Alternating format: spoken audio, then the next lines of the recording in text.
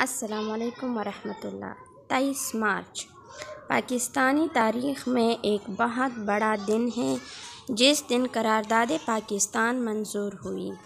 اس قرارداد کے تحت مسلمانوں کا ایک الگ وطن معرضِ وجود میں آیا، جس کا مطلب یہی ہے کہ مسلمان اس ملک میں آزادی کے ساتھ اپنی زندگی گزار سکیں اور اپنے دین کے قوانین کو آسانی سے فالو کر سکیں، کیونکہ جب انسان کسی کی غلامی میں رہ کر زندگی گزارتا ہے تو وہ انڈیپینڈنٹ ہوتا ہے، اور انڈیپینڈنٹ انسان سے ایکسپیکٹیشن رکھی جاتی ہے، وہ جواب دہ ہوتا ہے دوسروں کا، اور انسان سارے انسانوں کو خوش نہیں رکھ سکتا۔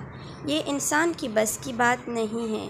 انسان خدا کو خوش کر سکتا ہے کہ خدا نے جو فرائض انسان پر رکھے ہیں اس کو پورا کریں، جیسے والدین کے جو حقوق ہیں، اولاد کے جو حقوق ہیں، میاں بیوی کے جو حقوق ہیں، اور اسی طرح رشتہ داروں کے، باقی انسانوں کے جو حقوق ہیں ان کو پورا کریں اور خدا کو راضی رکھیں۔ خدا کو راضی رکھنا آسان ہے، کیونکہ خدا نے انسان کی خلقت کی ہے اور اس کی وجود سے زیادہ خدا واقف ہیں۔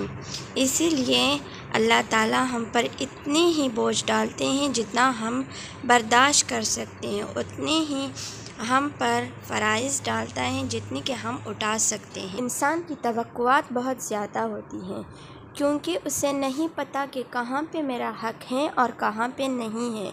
وہ تو بس یہ جانتا ہے کہ میرا کام ہو جائے، مجھے سب کچھ مل جائے۔ جیسے اگر ایک شخص دوسرے شخص کا جیب کاٹے اور جیب کاٹنے والے کا پتہ چل جائے اور اسے پکڑا جائے تو جیب کاٹنے والے کو تو یہ بھی برا لگے گا کہ مجھے کیوں پکڑا گیا، مجھے جیب کاٹنے کیوں نہیں دیا گیا۔ تو اب یہاں پہ ہمارا فرض یہ نہیں کہ اس کو خوش رکھا جائے تاکہ وہ جیب کاٹ لے اور خوش ہو جائے، بلکہ یہاں پہ فرض یہ بنتا ہے کہ اس کو روکا جائے اور اپنی حفاظت کی جائے۔ تو جس مقصد کے لیے اس وطن پاکستان کو آزاد کیا گیا، اللہ ہمیں اسی مقصد کے مطابق زندگی گزارنے کی توفیق عطا فرمائے۔ آمین یا رب العالمین۔ اللہ حافظ۔